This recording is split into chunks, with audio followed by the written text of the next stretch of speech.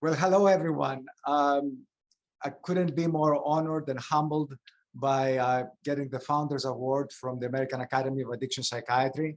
It really is something that speaks to me and um, makes me so grateful for being part of this community of addiction psychiatrists, something that I have been treasuring for at least 20, 25 years now. So thank you very much. I'm really honored about it. The topic I would like to explore today is the technological addictions and the next frontier of addiction psychiatry. Before doing that, I would like to honor my mentors who have contributed so much to both my career and my development, my personal and professional development. So I'm going to start with the first group, my mentors back at Columbia, where I did my residency in psychiatry. And I put some names down here, and I really have wonderful stories for each one of them. But I'm not going to do that. It's going to take way too long, except I'm going to say something about the late Herb Kleber, who was one of my mentors at Columbia.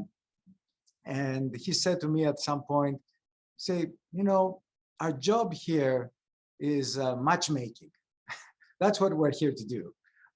We need to match what people are good at with what people will be doing in their careers. And that really stuck to me.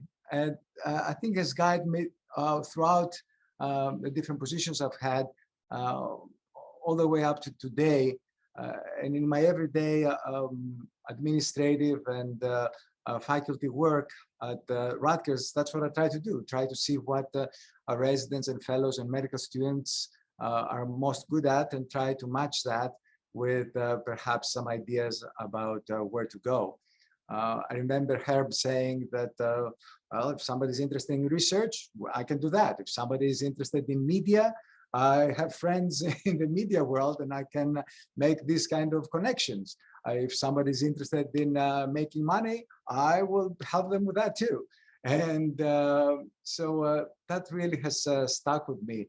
And it's a fine detail there in that, at least the way I remember it, is not what people are passionate about. It's more like what people are good at that matters the most. Anyway, ideas that are very closely related to each other. All these people that you have in front of me have played quite a role in my development. And of course, after Columbia, I went to NYU for my fellowship in addiction psychiatry under the leadership of Dr. Gallanter. And here's another set of absolutely wonderful addiction psychiatrists who shaped me and helped me through some really tough times at Bellevue Hospital and at NYU. It weren't really that tough times. I'm not saying the truth here. They were absolutely wonderful times. I spent 4 years at NYU and it was really a blast. So yeah, that's much more truthful. Then there were several other mentors that I've had from different walks of life. Certainly, Dr. Rick Rosenthal gave me the first job at the Addiction Institute of New York, and Laura Roberts. Richard Francis. So many people who have really helped me all along. And then I want to end this chapter here with my family, which in a way they mentored me, but much more, hopefully, they love me more than mentoring me. And I put them, all the other lists are in alphabetical order. This is in the order I got to meet these people. First, my mom, my dad, my wonderful brother, George, and of course, my husband, Lucas Hassel. Several of you know him. He comes to our meetings, and he has developed quite a few friendships through our AAAP work. Okay, let's just look at the technological addictions now.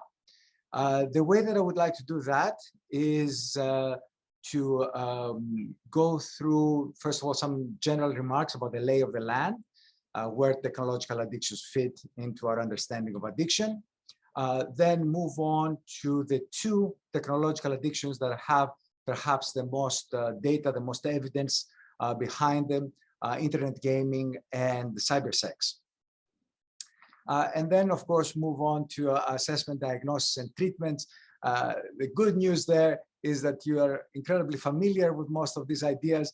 The bad news is that we don't have that much to offer that would be quite specific for the technological addictions. But still, just as a review, are also placing the technological addictions in that context could be helpful. And then we'll conclude. At the very end, I also would like to mention my colleagues and from the different areas of scholarship that we have developed over the past few years, but we'll do that at the very end. All right. So the lay of the land. Technological addictions belong in the behavioral addictions, in the non-substance use disorders, and the core, the essential element of all behavioral addictions is a failure to resist an impulse, drive, or temptation to perform an act that is detrimental to either the person herself or himself or the people around them. You can just hear the echo of the DSM here, that for something to be a disorder, it has to create havoc either in the person herself or himself or the people around them. So essentially, we all agree that the hallmark of the behavioral addictions is this failure to resist a dysfunctional act, repetitively performing a dysfunctional act. Okay, wonderful. But there are two rather distinct paths to arrive at that dysfunctional act: a path of impulsivity and a path of compulsivity. Let's just stay there for a minute. What is a purely impulsive act? Purely impulsive act, I'm happy-go-lucky, nothing good, nothing bad is happening in my life. I go through, and I see something that attracts my attention. I go in, I grab it, I make it mine, and then I emerge on the other side, cool as a cucumber. A purely impulsive act. And then, on the other end of the impulsivity-compulsivity spectrum, we have a purely compulsive act, which has a different profile. I think about the dysfunctional act, I start ruminating about it, I start obsessing about it, I get more and more anxious, the anxiety escalates, I'm so conflicted, I try not to do the act, the anxiety escalates, it reaches a point where I cannot resist anymore, I perform the dysfunctional act, all the anxiety completely resolves, and then starts building up again, a purely compulsive act. And then you can think about the behavioral addictions as falling somewhere in between those two bookends. Even better is to think that each individual behavioral addiction, gambling, sex, internet, whatever it is, sometimes has more of an impulsivity flavor to it, and sometimes it has more of a compulsivity flavor to it, recognizing that most times, most of our patients will fall somewhere in between these two extremes. What am I saying here? Take gambling, for example. There are some gamblers who keep on playing the slot machines, and they have a much more compulsive feel to their disorders, where there are, of course, other gamblers who are much more impulsive in the way that they bet, the way that they intersect with the gambling world. All right. Here are the behavioral addictions. A little arbitrary as to which exactly made the cut to coming to our behavioral addictions book that we published some years ago. But here you have it: gambling, sex, technology, food, shopping, tanning, exercise, work, and love. Now, I'm sure you know, gambling disorder was made officially part of the substance use and addictive disorders chapter of the DSM-5. Unfortunately, sex did not make it into the DSM-5. There's a lot of controversy and a lot of arguments and a lot of angst around hypersexuality disorder and sexual addiction and all kinds of things. And eventually it did not make it into the DSM-5. Hopefully will be into the DSM-6, but it does have a lot of research behind it. And the technology, which is the one that we're going to be spending most of our time today. And here are the technological addictions. We took that part from the behavioral addictions and expanded it to the technological addictions. Once again, Dr. Scherer and myself decided on those 7 technological addictions somewhat arbitrarily, but there's some evidence, there's some research that goes behind each one of those. Internet gaming and cybersex are the ones that I'm going to be exploring in some detail, but I'm going to spend one slide each in each one of the other 5 technological addictions as part of the lay of the land. Okay, so internet gambling. Right, this is data from 2020, and now it's 2021, and the data you have in front of you is grossly outdated. It's such a moving target. Different states have different regulations, different laws. They just address internet gambling in different ways. Just one thing that I find particularly sinister in a way is sports betting. Even the name, betting, it's not, it's a little kinder, gentler than gambling. I'm not a gambler, I just bet. I just do sports betting. And of course, there's no difference between the two. You can lose tons of money and get completely addicted to sports betting as well. So Infobesity has 2 different facets. First, it's internet surfing. These rabbit holes of you start, researching something on the internet, and before you know it, one thing leads to another, and you start looking at cute cats and dogs and people falling into swimming pools and whatever have you. And 5 or 6 hours have passed, and you've done nothing, and you have learned nothing, and you have accomplished nothing. Internet surfing. Information overload is a little different in that you do get good information. This is valid stuff, but it's so much. You get so much information that eventually you get paralyzed and you cannot make a decision. Both of them facets of infobesity. And of course, social media. I love the subtitle of our social media chapter in our technological addictions book, The Self versus the Selfie. From a psychodynamic perspective, it really brings us face to face with how much worth are we? How much of our self-worth is dependent on other people liking us and clicking like, and what happens if they don't like, and you have somebody who has liked pretty much all your wonderful entries in social media and all of a sudden decides not to like what you're putting up. How much can you read into this? And of course, the fear of missing out, the well-renowned FOMO, where all your friends vacation at the most exotic places and have the most fabulous lives. And there you are looking at all those pictures and all these entries and go like, what happened to my life? And how come my life is just like so much less wonderful and less expansive and rich than all my friends. Obviously, there's an incredible level of selection bias in these entries, and that goes without saying, but it also gets undetected quite often. All right, texting and emailing. Wow, I put up a slide from 2020 when I talked about internet gambling before. Now I really overdid it. I put up a slide from 2019. Now these are grossly outdated statistics. Why? Because the technological culture just evolves and progresses at an incredible speed. For example, emailing versus texting. I use a lot of email, and I feel like I'm a goon of yesteryears. Everybody's texting these days, and there's a whole culture in texting that is a little different than the culture of emailing. And before you know it, you can be quite addicted to either modality or both. And finally, online auctions and shopping.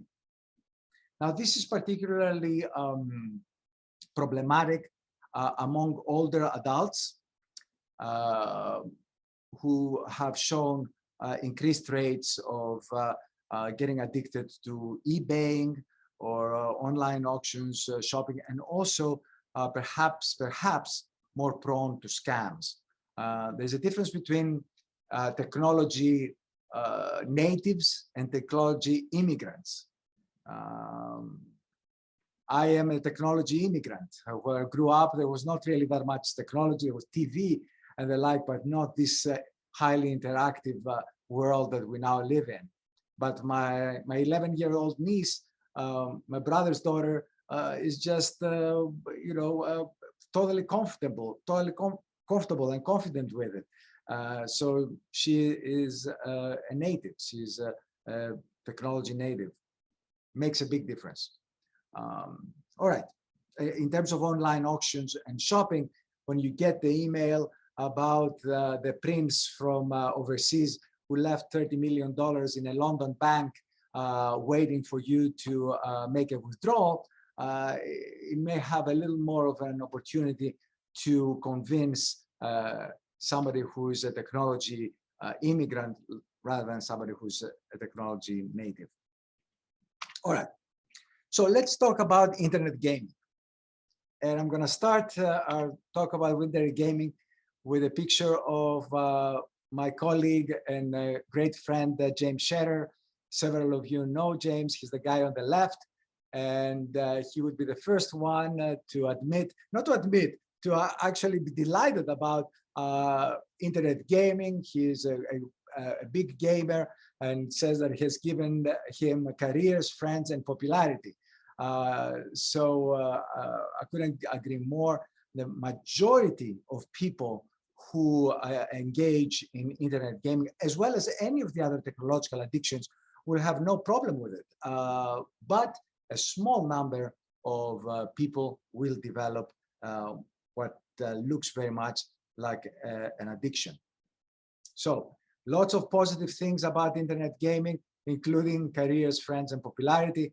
This picture is back from back in 2019 when there were physical conferences and PAX East and West and all that. One day, I hope our meeting is going to be back to in person and we'll get to see each other, up close and personal. All right, some statistics here. Boys play more than girls. What I like the most about these statistics is the last check mark at the bottom. When parents, when we ask the question, do parents limit kids' screen time? Do parents limit kids' screen time? Look at that. 94% of parents say yes, while 72% of youth say no. The truth must be somewhere in between. Or my hunch is that the youth probably know what they're talking about better than the parents. Those with no rules play twice as much. So that's something else to kind of file somewhere. The other recommendation for families is that no matter what rules you put together about people using cell phones or tablets or any other kind of technological engagement, is to have consistent rules for everyone in the family. For example, if you decide that we'll have no cell phones at the dinner table, you cannot expect the kids not to bring their cell phones, but the parents to just be there texting and responding to telephones, to cell phones. So, whatever rule you put together, whether it is time limits or space or activity, it has to apply to everyone in the family. All right, some positive things that have been shown to be associated with the internet gaming. Sharpened eye-hand coordination, multitasking. I'm not sure how good it is, but you become better at multitasking if you it's associated with playing a lot of video games.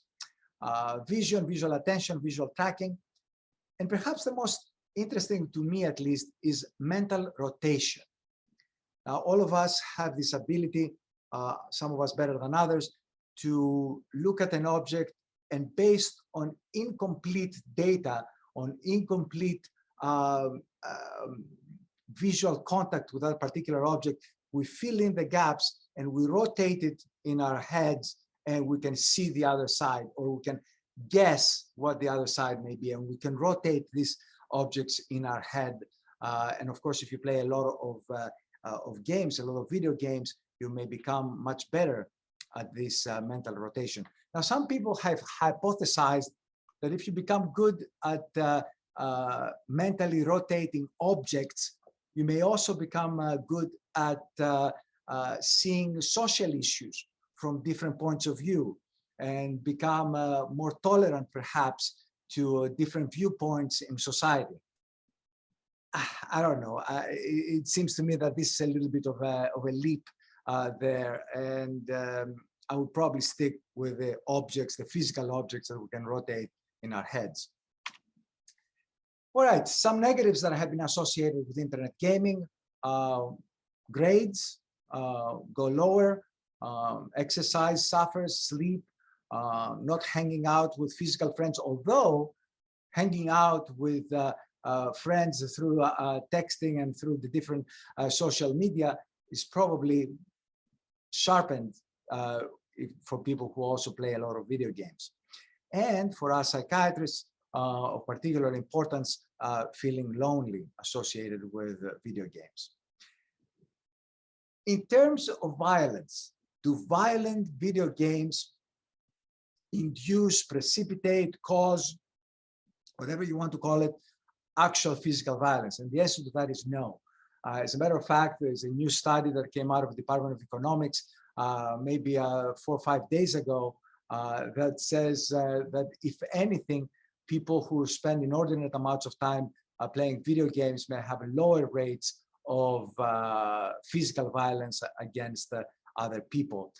One of the ways they explain it, and makes sense to me too, is that if you, in order to play video games, you usually stay at home, and when you stay at home in front of a monitor, your chances of physical violence to other human beings, statistically speaking, is lower. It's like too much time spent with the video game itself indoors, so you don't get a chance to actually be violent against other people. All right, here is the goal of a lot of video games. A lot of you may remember that tobacco companies back in the 20th century would hire chemists and put them together with the explicit mandate, with the explicit task to find the best possible combination of chemicals that would maximize the addictiveness of cigarettes. And of course, that's part of what they got in trouble with the tobacco lawsuits. Now, something similar is happening with companies that develop video games. They have psychology labs. They hire psychologists whose explicit task and mandate is to figure out the optimal combination of challenge and skill to keep the player going with the particular internet game. This is often called the flow state, the zone of flow. And if you see it, if you look at this diagram, if the challenge is much higher than your skill, then you just get anxious and you just quit playing. If the challenge is much lower than your skill, then you get bored and you stop playing again. And again, you stop playing. And there is this sweet spot, for lack of better words, in between that is the target of people who design and develop video games, the zone of flow. And that's where they get people, and that's where people have a significantly increased chance of getting addicted. All right, some new concepts that are not that new. I mean, they have been around for a year or more now. Microtransactions, loot boxes. Candy Crush Saga is notorious for microtransactions. They started with $1.99. It gets you a little advantage in the game and it gives you a little bit of, you know, a hammer here perhaps, or a bomb there, or whatever it is. Just these microtransactions themselves can, multiplied by millions of people, can make you millions of dollars, but also they escalate in their prices. And then you can, there are such things as like $100 package deal that gets you lots of goodies. And you open these loot boxes and you have even more kind of goodies in there. All these ruses to get you into the flow zone. And then, of course, a few words about COVID-19. To me, it's hilarious that the WHO, the World Health Organization, in May of 2019, in a very public way, in a very kind of, you know, in a campaign style way, they unveiled that gaming disorder is an official medical disorder, part of the ICD, and people should take it seriously and take its place in the medical pantheon. Then a year later, in May 2020, the very same organization launches a campaign called Play Apart Together, encouraging people as much as possible to play video games in the spirit of social distancing, so that people stay indoors and don't go out, and they reduce the chance of transmitting COVID-19. They both make sense to me, but you have to look at the irony of their same organization launching those two campaigns only a year apart. And there are other things that have been associated with COVID-19. I don't know how many of you may have come across Animal Crossing. It's a particular kind of game where there are no winners, there are no losers. Everything is sweet, everything is nice. There are these animals in the farm. There's a clock inside the game. So the animals go to bed when you go to bed, and the animals wake up when you wake up. And everything is just so wonderful. There are no conflicts. There are no, you know, there's no toxicity. It's just, everything is lovely. And a lot of people have said that given the increased anxiety and stress that we all experience with COVID-19, getting to this utopian world of Animal Crossing is exactly what the doctor ordered. I like the saying that's a vacation that never has to end. So a different kind of game than, you know, auto theft and all the other things that may be far more conflictual than Animal Crossing. All right. Moving on to cybersex. All right, cybersex is an umbrella term that encompasses many different aspects: online pornography, online dating, sex chats, sex webcams, and teledildonics. We've had teledildonics for quite some time now, but COVID-19 really saw an explosion of teledildonics.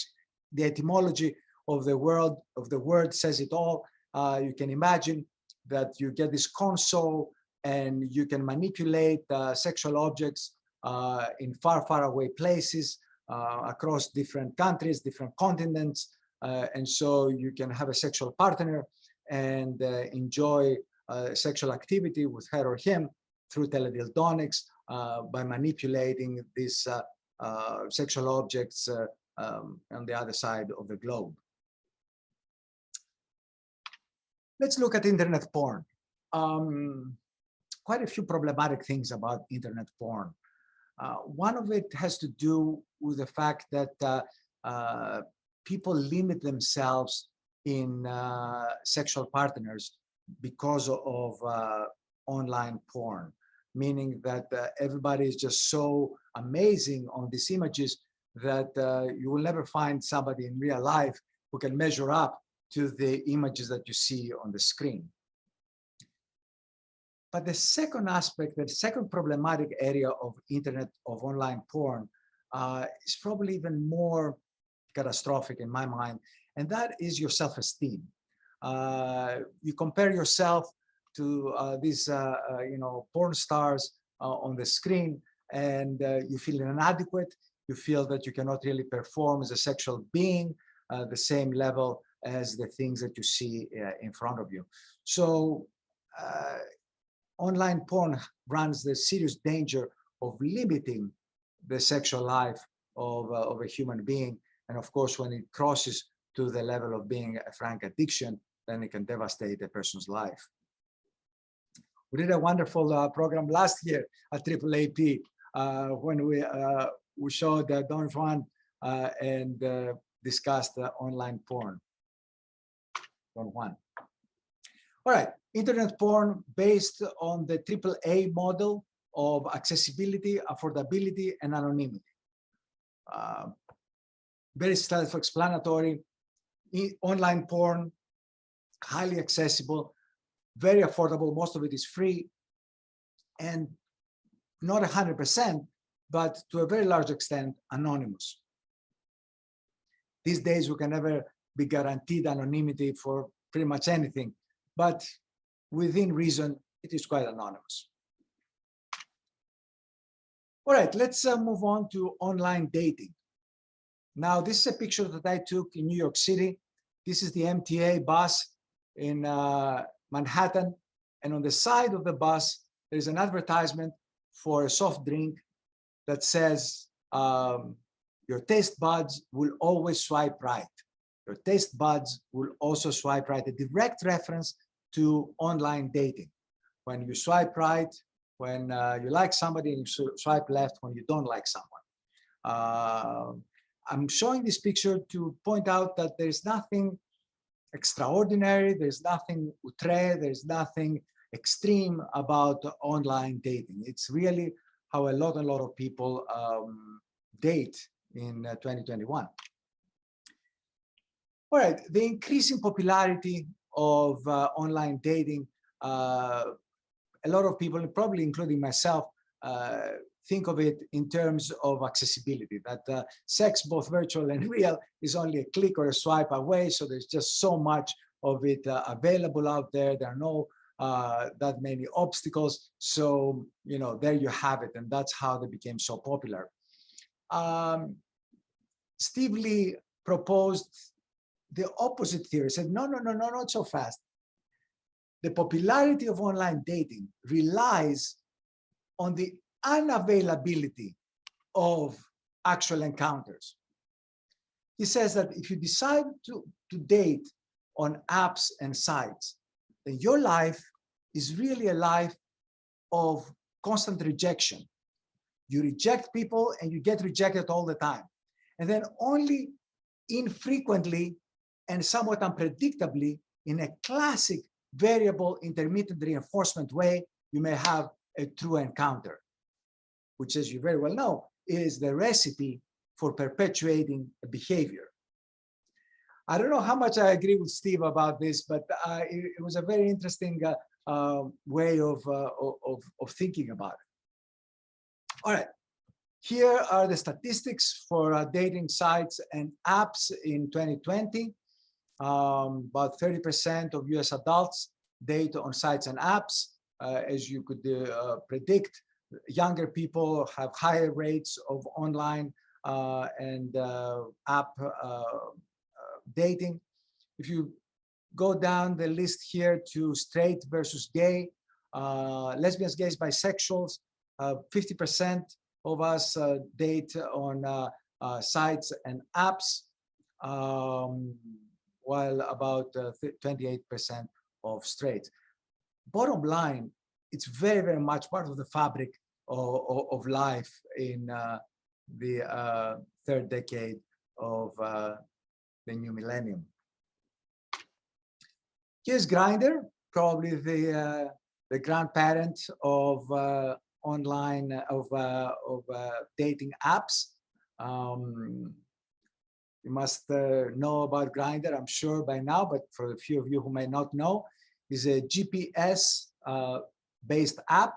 So you are on your Grindr, on your cell phone, and you can see that somebody else, maybe, I don't know, like a few feet away, is also on Grindr, and you can see their picture, and you can exchange photos. It's all for gay men, and take it from there. Extremely successful app, and it has given rise to all kinds of other apps now that are more specialized. Scruff, again, pretty self-explanatory, people with facial hair who like other people with facial hair or body hair. So you can become very, very specific about the dating app that you are going to pursue. One of my favorite ones is Tinder, which of course is a very, very popular straight app, but is now becoming more and more popular among gays who may be interested more in a combination of romantic and sexual relationships, not necessarily just hookups, that some of these other apps are based on. Okay, now the next couple of sections are going to go fast. Why? Because this is a sophisticated audience here, and you know about assessment and diagnosis of substance use disorders, and really we rely very, very heavily in answering the question, how do I know my patient is addicted to technology? We just go down the list essentially of the substance use disorders, the assessments for the substance use disorders. Quite a few diagnostic criteria sets have been proposed, some of them with a little bit of data behind them, but pretty much all of them run along the four major buckets, the four major clusters of symptoms that we think about when we think about addiction. First of all, the physiological aspect of addiction, tolerance and withdrawal. We do see that with technological addictions as well. The more somebody uses, the less the effect, or they need to play more, they need to engage more in the particular technology in order to have the same level of satisfaction. Withdrawal syndrome from technology is one of these non-specific syndromes with irritability and dysphoria and malaise, insomnia, anxiety, and of course tantrums in children. Right, so this is classic physiological aspects of addiction, tolerance and withdrawal, and we do see it in the technological addictions as well. Second cluster of symptoms, the internal worries, the preoccupation about the particular technology. And that has to be above and beyond what would be expected for the person's profession or age or social circle, meaning that a lot of us, hopefully not as psychiatrists so much, but a lot of people, their job mandates them to be in front of a monitor pretty much for the entire workday. With telepsychiatry, some of us also spend a lot of time in front of a monitor. But when that gets much, much more than what is expected for somebody's profession, age, social microenvironment, then that is quite problematic. Inability to cut down despite desire and efforts, and of course attempts to relieve negative moods. This is the self-medication part of addiction. This is where people feel dysphoric or bored or anxious, and they go to Candy Crush Saga or whatever it is to find some relief. Third cluster of symptoms, the external consequences. This is when you lose your job because of your technological addiction, or your relationships go down the drain, you give up your hobbies. And one that is somewhat new to this cluster of external consequences is deceiving loved ones. Now, one can very, very, very reasonably argue that we've known about deception of loved ones from the beginning of time when it comes to alcohol use disorder and a bunch of other substance use disorders. But it really was the lie bet test of gambling disorder, the two-question screening instrument for gambling disorder. Lie bet. Have you bet more than you intended? And have you lied to people important to you about your gambling? And that tradition about lying to people important to you, and the language there is significant because you know, you may lie in your everyday life about all kinds of things, but if you end up lying to everyone, including the people who are very, very close to you, then that is quite a red flag. And finally, my favorite symptom of addiction, what I consider to be the most phenomenologically the most characteristic of the addictive process, continued use despite knowledge of adverse consequences. I know it's bad for me, but I cannot help it. I cannot really do otherwise. So that's what it is. That's how we assess and diagnose the technological addictions, borrowing very heavily from the substance use disorders. And then treatments. All right, what do we have to offer in terms of treatments? What can my patient do about it? Counseling. Some of you very, very quickly recognize this is the brief intervention of the NIAAA part of SBIRT, of screening, brief intervention, and referral to treatment. And the core elements, the three major elements of brief intervention, which we do use in technological addictions as well, is the following. You reflect back to the patient the results of your evaluation. What I see here is that you've lost 3 jobs over the past 5 years. I see that the wife took the kids and left you, whatever it is. Next step, you educate the patient about addiction in general and how her or his involvement with technology may very well be part of an addictive syndrome. And then you advise for next steps. Where do we go from here? You refer, of course, if necessary, and you follow up things that we do rather routinely. Okay. Back to here. For this group here, we don't refer, we are the end of the line. We are the addiction psychiatrists. So, you know, if I show this slide to another group of internists, you know, they say, okay, if it gets over your head, send them to me. For us, this is it. We are the addiction psychiatrists, the end of the line. All right, in terms of psychosocial interventions, you guessed it, CBT, once again, connecting thoughts, behaviors, and feelings, analyzing automatic thoughts, behaviors, and feelings, giving people alternatives to a dysfunctional preoccupation they may have with technology, very, very similar to what we've been doing with addiction since the beginning of time. Motivational interviewing, also a very powerful technique. Motivational interviewing, people would Carla Marienfeld and Bashar Nawood would be just like so upset that I said motivational interviewing technique. Motivational interviewing does not have techniques, it has approaches. So they would chastise me for that, and for very good reason. All right, a motivational interviewing approach could be quite helpful, especially for people who are in the earlier stages of change. If somebody is in the pre-contemplation or contemplation stage of change, some motivational interviewing approaches could be quite helpful. In terms of medications, no FDA-approved medications directly addressing the technological addictions. Some evidence about mirtazapine here and there, and I don't want to confuse you. We really do not have anything concrete to offer at this point.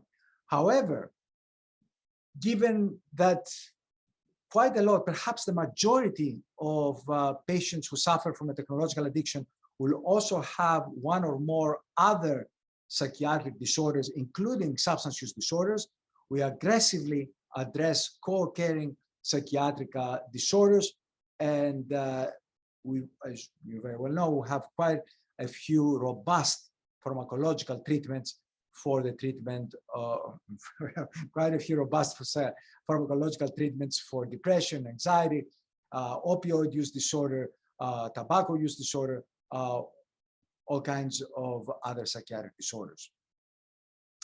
This being said, going all the way back to the beginning of this talk, when we discussed the impulsivity, compulsivity spectrum of illness, there may be some, not exactly evidence, but there may be some rationale to use opioid antagonists, naltrexone, of course, being the most commonly used one, if you conceptualize your patient as being primarily on the impulsive end of the impulsivity, compulsivity spectrum of illness. On the other hand, if you conceptualize your patient of being more towards the compulsive end of the impulsivity, compulsivity spectrum of illness, then you may very well want to think about antidepressants, SSRIs, of course, bona fide treatment for obsessive compulsive disorder. So a highly obsessive mind may very well benefit from a treatment with an SSRI. All right, and with that, we reach the conclusion part of this talk. 4 points that I would like to make. Here are the technological addictions, the way we understand them in 2021. Internet gaming, cybersex, internet gambling, infobesity, social media, texting and emailing, and online auctions and shopping.